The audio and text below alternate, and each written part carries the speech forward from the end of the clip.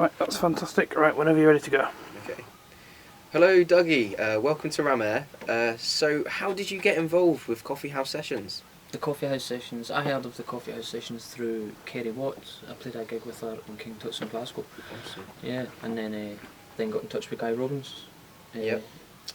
And he let Hugh hear my stuff, Hugh Stevens, and that was it. Yeah, it was a case of how quick can I make this happen, and it's this quick.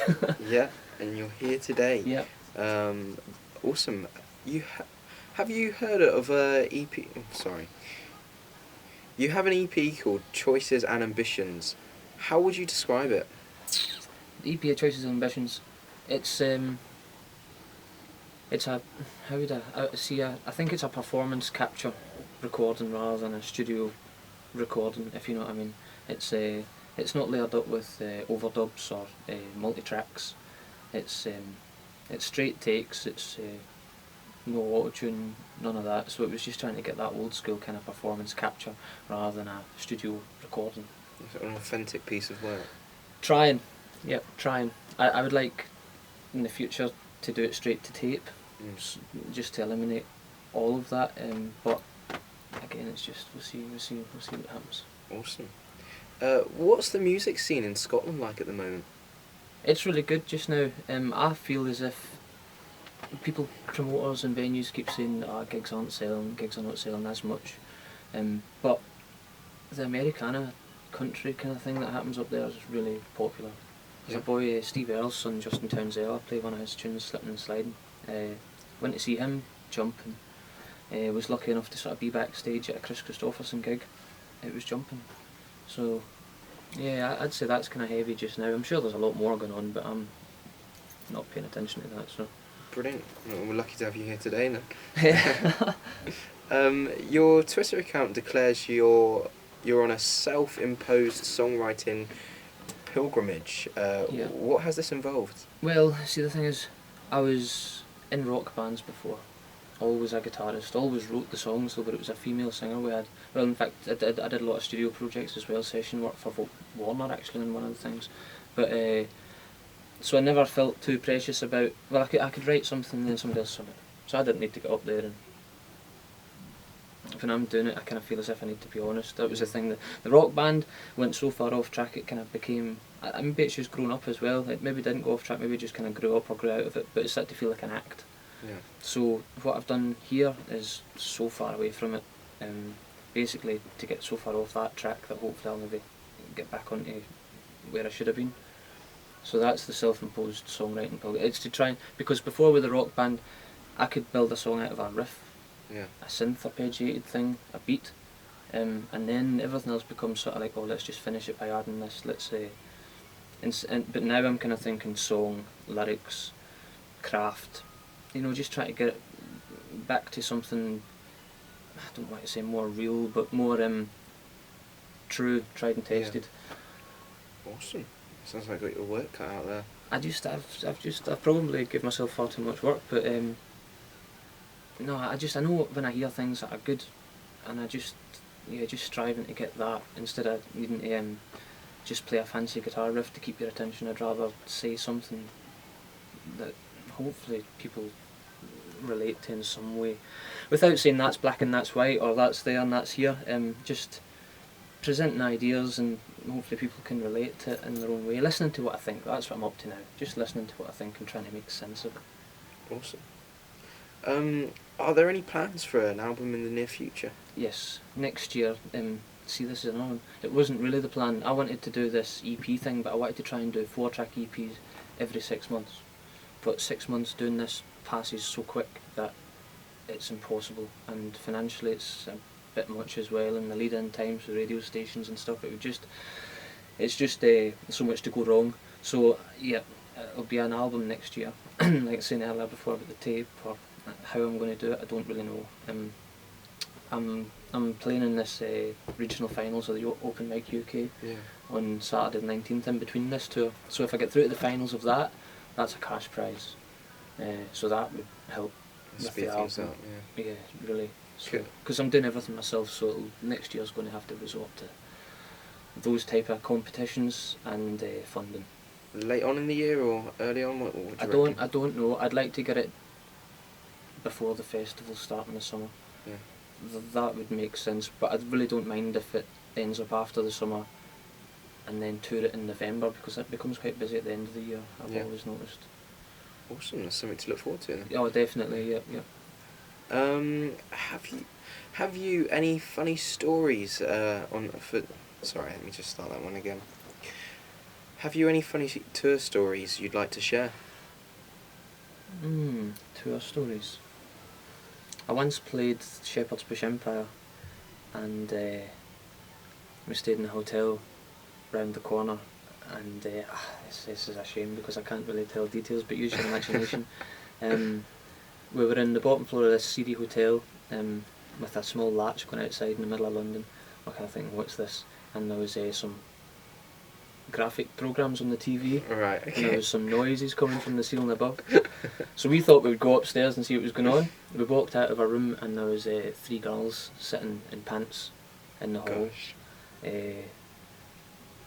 That turned out they were FHM models staying at the same hotel for a photo shoot the next day.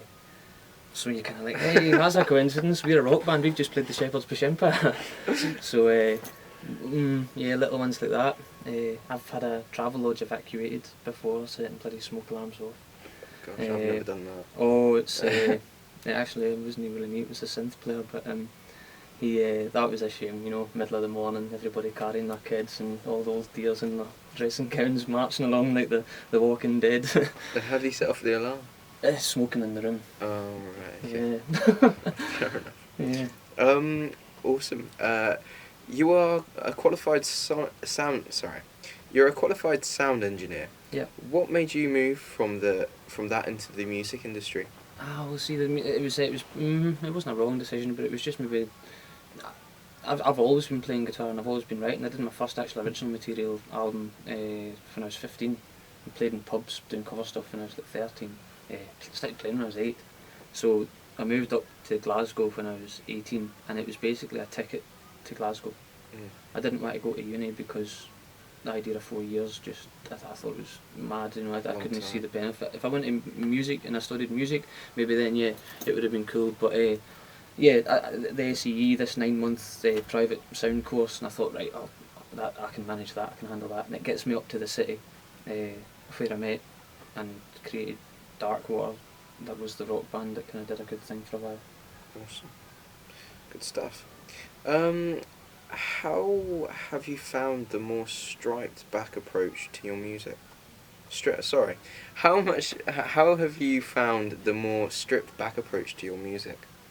See, I've been enjoying it. Like I said earlier, it really makes you resort to more tried and tested craft, and really focus on the lyrics, because it's stripped back. You haven't got that interesting synth sound rumbling on, or you haven't got the cool guitar thing going on, or the beat behind you.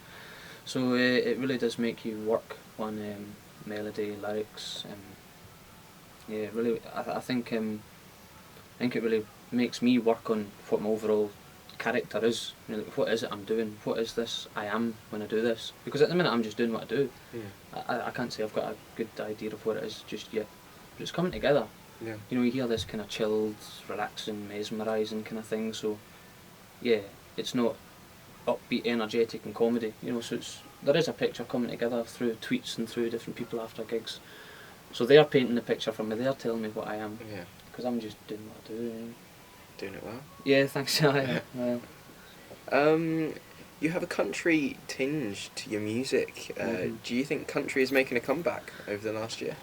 well, it's never went away, but this comeback thing, yeah, it's just all dependent on marketing and media, really. So, has it made a comeback? I mean, it's popular in Scotland just now. It probably has, but I don't think country's ever gone. I think country's always been one of the bigger music markets. Yeah. Okay, good stuff. Has social networking helped you reach your audience? You've mentioned about Twitter with the tweets. Yeah, social media. See, I used to really look down my nose at it. I frowned upon the social media, but there's a lot of worth in it. Mm. And I've been surprised, because I use the Facebook, but it seems more like it's not as active as Twitter. Twitter's like really instant. Like during gigs, people are kind of putting their thoughts on there. Yeah. Whereas Facebook, they don't really just, it isn't as instant. No, they're both really good. This Instagram, I've started to notice there's things and people adding. It's different people as well. The people that like the Facebook are different from the ones on Twitter. It's not the same people, which is. I wish it was all the same people. Yeah. You know, I wish I could see what the total number was, Yeah. or just post something to reach them all instead of this Twitter, Instagram, SoundCloud, Facebook, MySpace, but I haven't done it yet. Yeah. Yeah, So many different platforms. To it connect to is so a good many thing. people. It is a good thing, and if you use it well, but there's rules and guidelines kind of coming into play with likes of Twitter, like peak times when it's active. So everybody's doing it at those times, and it's like second by second. So you end up down the list so quick. But yeah, it's good. It is good. You just need to suss it how to work it. I just need to suss it how to work it. If you could tackle one cover song, what would it be? Oh dear me. Do you know something? I'm going to say I probably surprise you. There's a new song called "Let Her Go" by Passenger, and I think it's cool. I think it's one of them really well done pop tunes. I think that's a good pop tune. That's well done. Plus, it says some stuff that I can relate to. You know, this whole "you only hate the road when you're missing home" sort of stuff, and that. I'll probably be like that mid next week. Right. After the coffee house sessions. Yeah, totally. I mean, I think I've got another 18 gigs to do, and I've done 8 so far. Gosh, they're working your heart. It's brilliant. It's what it's all about, though. That's the thing. I'm happy to be working, and I've got a gig on Thursday night. I'm not just too sure where it is. So wherever I am on Thursday, then I'm going to play an actual gig that night, off the back of the coffee house sessions. So it's working. Yeah. You know, it is kind of working. All this kind of thing, all your media, really helps as well. Really helps, because you get a little flurry of the social media stuff after the gig, and then you get a little flurry when these sort of things are released or printed or whatever. Awesome. So it actually does work. Brilliant. It's a promotional tour. Definitely. Like I was saying as well, it's not like a black room with lights focused on you, everybody focused on you. They're focused on what they're doing in their coffee and their lunch break. You're just trying to, like I said before, just try to kind of creep into their consciousness and hopefully say something, or I don't know, just do the job. Yeah. And finally, how can people find out more about you online? Well, my website, I try and update the website and keep it as, I try and put the important things or the main updates on the official Dougie